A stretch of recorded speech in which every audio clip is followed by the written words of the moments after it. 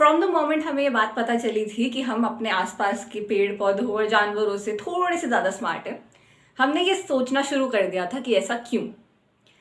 और फिर हमने रियलाइज करा कि कैसे हर एक एनिमल अपने बच्चों के अंदर वो सेम कैरेक्टरिस्टिक्स पास ऑन करता है जो उनके अंदर हैं। सिमिलरली ये काम हम करते हैं, सिमिलरली ये काम पौधे करते हैं, और जब हमने माइक्रो ऑर्गेनिजम्स की स्टडी करी यही सेम काम वो भी करते हैं।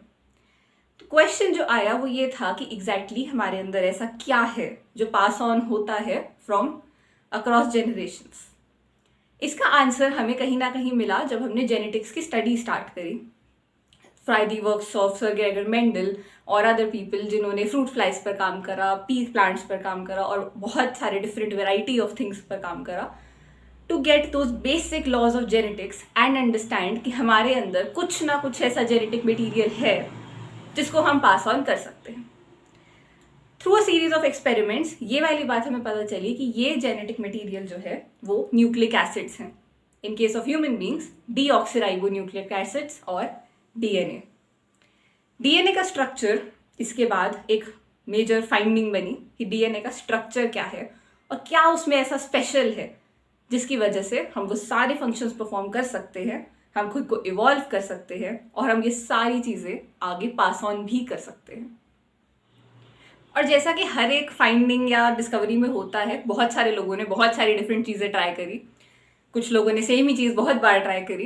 एट द एंड हमें जो रिजल्ट मिला उसको हम स्ट्रक्चर ऑफ डीएनए के अंडर स्टडी करते हैं।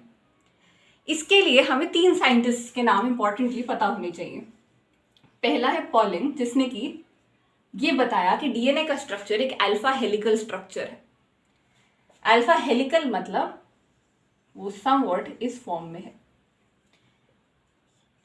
दूसरी साइंटिस्ट जिन्होंने एक बहुत इंपॉर्टेंट डिस्कवरी करी थी इन the structure of DNA was Rosalind Franklin.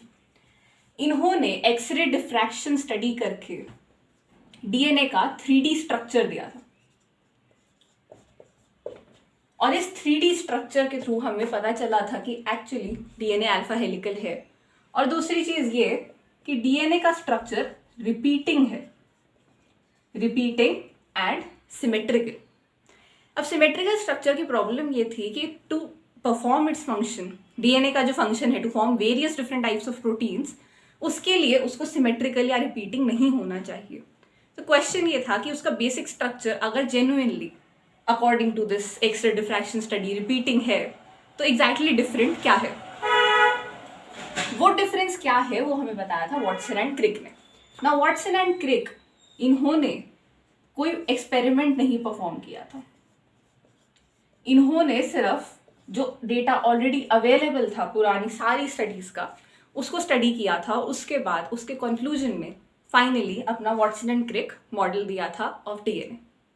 Before we go to Watson and Crick model of DNA, एक चीज जो हमें पता होनी चाहिए वो है शार्गॉस रूल। एरविन शार्गॉस ने एक रूल दिया था with respect to the nitrogenous bases जो कि डीएनए में प्रेजेंट होते हैं। इस रूल के बेसिस पर ही वॉटसन एंड क्रिक ने finally alpha helical structure of DNA decide किया था कि क्या हो सकता है, और इसी रूल के बेसिस पे रेप्लिकेशन ऑफ डीएनए वर्क करती है। डीएनए के अंदर जो बेसिक एलिमेंट्स प्रेजेंट होते हैं उनमें से एक होता है नाइट्रोजनस बेसिस। ये कैसे एग्जिस्ट करते हैं और इनकी क्या सिमेट्री है वो हम स्ट्रक्चर के अंदर डिटेल में डिस्कस करेंगे। नाइट्रोजनस बेसिस 2 डिफरेंट टाइप्स के होते हैं, एक प्यूरीन्स और दूसरे पिरिमिडीन्स। प्यूरीन्स होते हैं एडेनाइन एंड ग्वानाइन और ए एंड जी। पिरिमिडीन्स जो डीएनए में एग्जिस्ट करती हैं वो होती हैं साइटोसिन एंड थाइमीन या फिर सी एंड टी। प्यूरीन्स जो हैं वो डबल रिंग स्ट्रक्चर्स होती हैं, पिरिमिडीन्स सिंगल रिंग होती हैं। इसको याद जो मैंने तरीका ढूंढा था वो ये था कि पिरिमिडीन्स लंबा है बट इसकी रिंग छोटी है, प्यूरीन्स वर्ड छोटा है बट इसकी रिंग लंबी है। So this is 2 ringed and this is single ringed.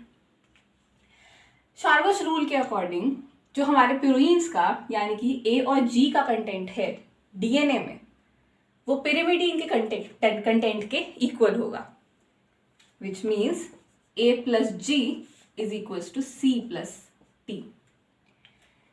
एक चीज जो हमें याद रखनी है वो ये है कि जरूरी नहीं है कि A प्लस T का कंटेंट C प्लस G के कंटेंट के इक्वल हो, ऐसा ज़रूरी नहीं। जो इम्पॉर्टेंट है वो ये है कि प्यूरीन्स का कंटेंट पिरिमिडीन्स के इक्वल हो। अब जो इसके अंदर बेस पेयरिंग फॉर्म होती है वो ऐसे होती है कि जो एक प्यूरीन है वो पेयर करता है एक पिरिमिडीन से। A pairs with T and G pairs with C। ये बॉन्डिंग A और T के बीच में डबल बॉन्ड है और G और C के बीच में ट्रिपल बॉन्ड है, और ये सारे हाइड्रोजन बॉन्ड्स हैं। ये जो हाइड्रोजन बॉन्ड्स हैं ये इंश्योर करते हैं कि डीएनए के दोनों स्ट्रैंड्स आपस में कनेक्टेड रहें apart from their helical structure. एक स्ट्रैंड पर अगर A, T, G, C की सीक्वेंस प्रेजेंट है तो उसके ऑपोजिट स्ट्रैंड पर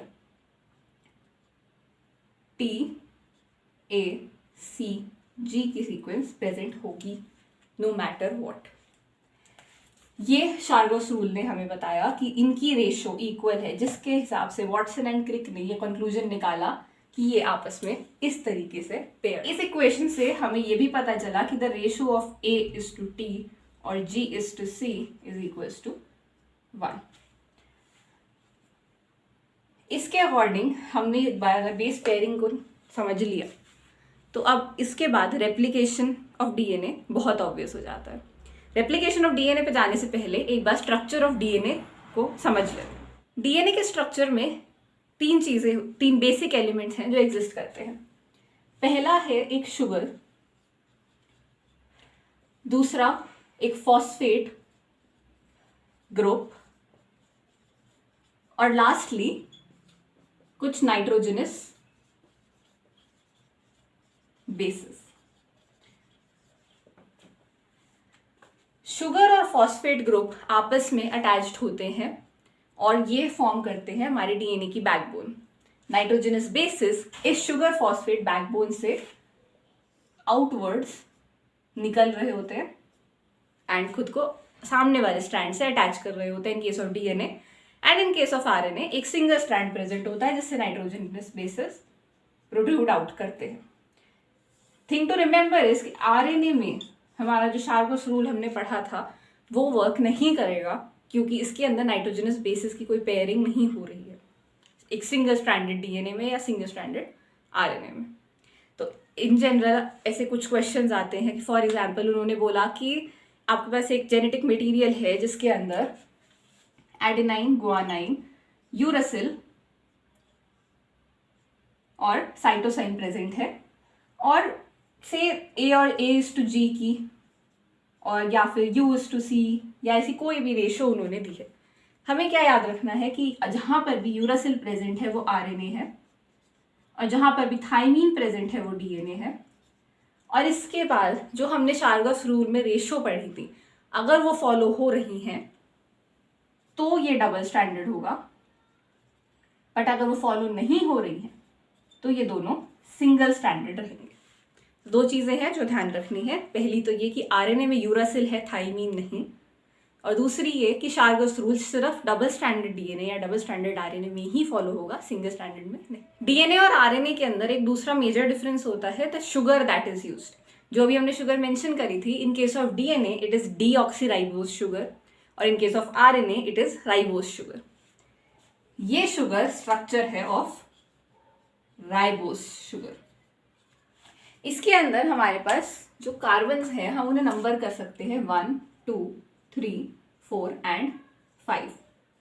इन कार्बन नंबरिंग के बेसिस पर हम डीएनए के बॉन्ड को नेम करते हैं और बहुत सारी बार हम उसको रेफर करेंगे in the reference of for example 3 prime और 5 प्राइम एंड। 3 प्राइम और 5 प्राइम एंड इज नथिंग, बस हम उस शुगर को रेफर कर रहे हैं जिस शुगर पर हमारा जो चेन है वो एंड हो रही है। In case of ribose sugar second carbon पर एक OH ग्रुप अटैच्ड है। In case of deoxyribose sugar 2 prime carbon का OH group is changed to hydrogen. इसके ऊपर 2 प्राइम ऑक्सीजन प्रेजेंट नहीं होता। This in turn impart stability to DNA. RNA से DNA का जो ट्रांजिशन है, जो हम अज्यूम करते हैं कि हुआ है, that comes under the topic of RNA world, जो एवोल्यूशन के टाइम पर स्टडी करते हैं। बट बेसिकली हमारा ऐसा मानना है कि आरएनए पहले एग्जिस्ट करता था, क्योंकि सारे प्रोटीन्स जो है वो आरएनए से बनते हैं। डीएनए को इन एनी केस आरएनए में कन्वर्ट करके ही हम प्रोटीन बना सकते हैं। इस वजह से आरएनए को एक basic element of genetic material consider करते हैं, और जितने की भी प्रिमिटिव ऑर्गेनिजम्स हैं उनमें जनरली हमें RNA as a genetic material मिल जाता है। हाउएवर आरएनए अनस्टेबल था for various different reasons, one of them being कि जनरली आरएनए सिंगल स्ट्रैंडेड होता है, and secondly because of this 2 prime oxygen ये रिएक्ट ज़्यादा करता था। डीएनए में ये 2 प्राइम ऑक्सीजन एग्जिस्ट नहीं करता। अब इस 2 प्राइम ऑक्सीजन के अलावा दूसरी चीज़ जो हमारे पास थी शुगर के साथ साथ, वो थी फॉस्फेट। फॉस्फेट ग्रुप डीएनए के 5 प्राइम एंड पे अटैच होता है, नॉट डीएनए, डीऑक्सीराइबोस शुगर के 5 प्राइम एंड पर। तो अब हमारे पास एक शुगर और फॉस्फेट की बैकबोन फॉर्म हो गई है, और इस शुगर के साथ एक बेस अटैच्ड होता है, जो कि उन चारों में से कुछ भी हो सकता है, एडेनाइन, गुआनाइन, थाइमीन और cytosine. In case of RNA instead of thymine, uracil. अब ये बॉन्ड फॉर्मेशन जो है वो एक दूसरे डीऑक्सीराइबोस शुगर के साथ होगी। सो हमें फोकस करना है इस पर्टिकुलर OH ग्रुप एंड हमारे 5 प्राइम कार्बन से अटैच्ड फॉस्फेट ग्रुप के OH ग्रुप पर।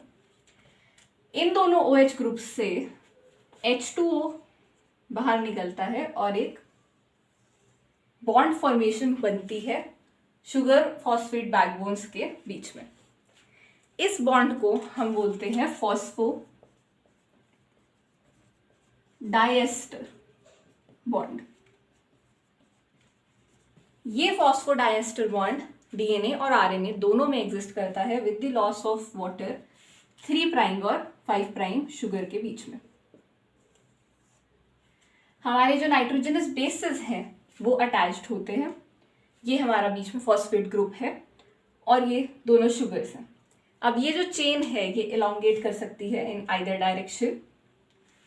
यहाँ पर एक नई शुगर अटैच होगी इस OH ग्रुप से, और यहाँ पर इस फॉस्फेट ग्रुप के एक डिफरेंट शुगर अटैच हो सकती है। ये जो अटैचमेंट है इसके अकॉर्डिंग डीएनए का डबल हेलिकल स्ट्रक्चर फॉर्म होता है, और इस अटैचमेंट के साथ एक चीज आती है न्यूक्लियोटाइड्स एंड न्यूक्लियोसाइड्स।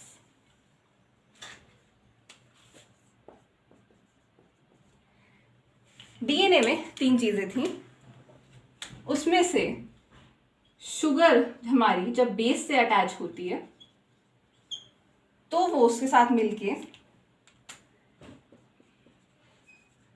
न्यूक्लियोसाइड को फॉर्म करती है।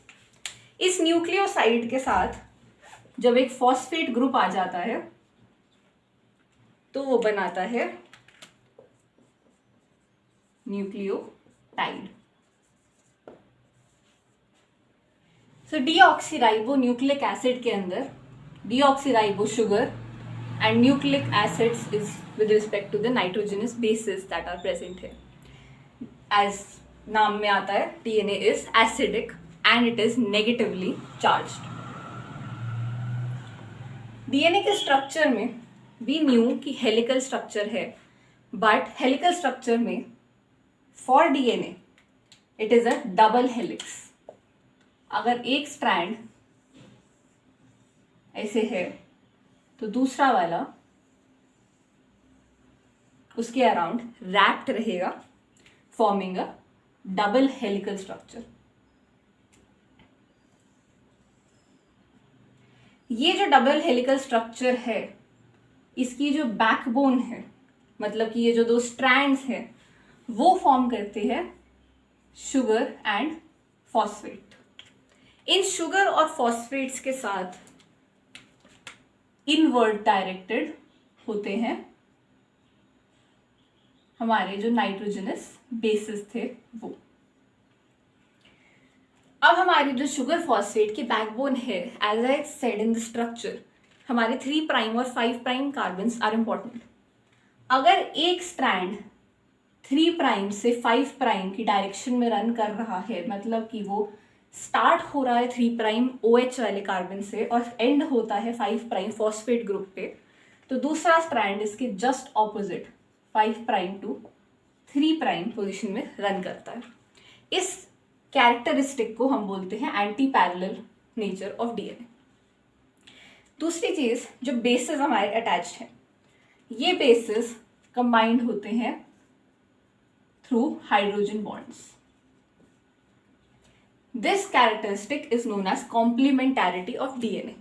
इसके अकॉर्डिंग अगर हमें एक स्ट्रैंड का बेस पेयर सीक्वेंस पता है तो हम दूसरे वाले को बहुत इजीली गेस कर सकते हैं, और इस बेस पेयरिंग को ही हम यूटिलाइज करते हैं in recombinant DNA technology, in entire genetical studies और मॉलिक्यूलर बायोलॉजी, और सेल इसको यूज करता है in case of transcription, translation, replication, वो सारी चीजें, और protein formation. Complementary of this DNA basis is based on hydrogen bonds, जो कि 2 होते हैं in case of adenine and thymine, and C और G के बीच में ये होते हैं 3। एंड एज हम सबको पता है, triple bond is always stronger than double bond, तो C और G का bond is stronger than A and T।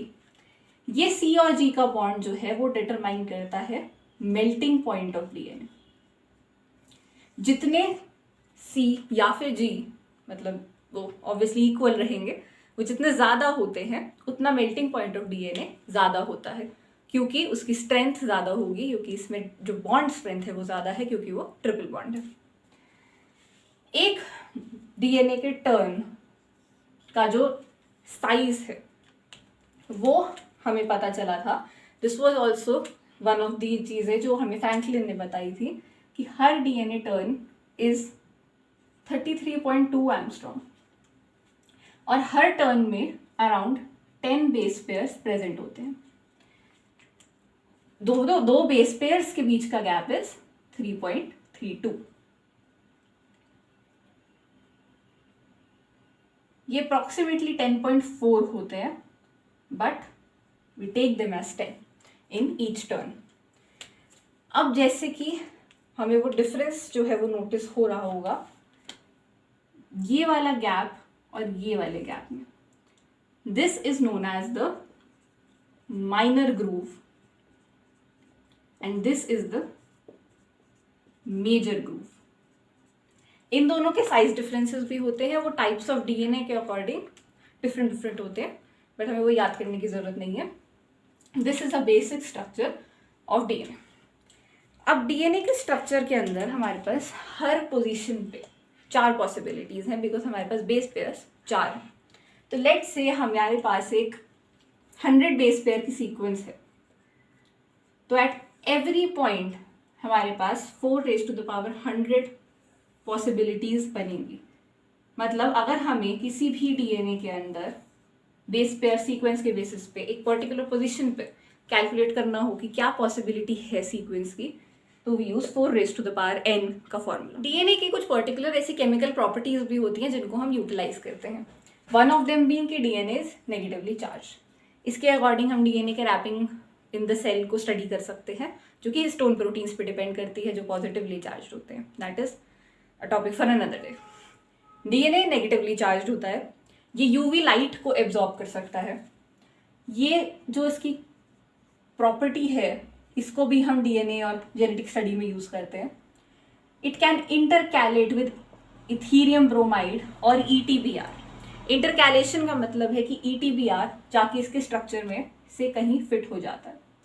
अब ETBr के अंदर एक प्रॉपर्टी होती है ऑफ केमिल्यूमिनेसेंस, उसको हम स्टडी करते हैं in case of our techniques like several blotting techniques जो हम यूज करते हैं, और जो PCR के अंदर हम स्टडी करते हैं उस सब में। तीसरी चीज जो DNA कर सकता है इज मेल्टिंग और denaturation according to temperature. Temperature अगर हाई होगा तो हमारा DNA के जो दोनों स्ट्रैंड्स हैं ये एक दूसरे से अलग हो जाएंगे। मतलब कि A और T और C और G के बीच का जो बॉन्ड था वो ब्रेक हो जाएगा। टेम्परेचर को अगर हम लोअर डाउन करें तो ये बॉन्ड वापस से फॉर्म भी हो सकता है। ये प्रॉपर्टी हम यूज़ करते हैं PCR में और पॉलीमरेज चेन रिएक्शन में, जिसमें कि हम एक स्टैंड से और बहुत सारे स्टैंड्स को फॉर्म करते हैं। ये कुछ जो बेसिक प्रॉपर्टीज़ हैं, इनको जब हमने स्टडी करा तो उससे हमने इसे बहुत सारी और टेक्निक्स बिल्ड करी, जिससे कि हम अपने जेनेटिक मटेरियल को मैनिपुलेट कर सकते हैं, जो एग्जिस्टिंग मटेरियल है उसको स्टडी कर सकते हैं, किसी पर्टिकुलर लोकेशन से DNA निकाल कर उसको दूसरी जगह पर ऐड कर सकते हैं, और इस सब के बेसिस जो है वो फॉर्म करती है हमारी मॉलिक्यूलर बायोलॉजी। आई होप ये स्ट्रक्चर ऑफ DNA अभी आपको क्लियर होगा। इसी के साथ हम जब आगे और डिस्कशन स्टार्ट करेंगे तो बेसिक चीज़ें और भी ज़्यादा क्लियर हो जाएंगी। अभी के लिए हमें बेसिस कैसे फॉर्म होते हैं, शार्गॉस रूल क्या है, और DNA का basic structure, double helical structure क्या है, उतना समझना बहुत है। सो ये वीडियो से अगर हेल्प मिली हो तो please like it and share it with your friends. You can comment down below अगर कोई भी क्वेरी है या कुछ भी ऐसा डिस्कशन है जो आपको करना हो। And do subscribe, follow through this playlist. आपको molecular biology and in fact recombinant DNA technology काफ़ी अच्छे से क्लियर हो जाएगा। Also I have linked my Instagram in the description, उसको चेकआउट कर सकते हो to get updates for videos and to see other stuff that I do in my life. Also there's another project regarding popular science या in general अगर कुछ भी random questions आपके दिमाग में आए हों regarding say COVID-19 vaccines, और if you are interested science documentaries में या फिर books में उस चीज़ के reviews के लिए, the link is also in the description. वो Instagram page को आप खोल कर देख सकते हैं, and if you like it, follow it and share it with your friends. Thanks for watching.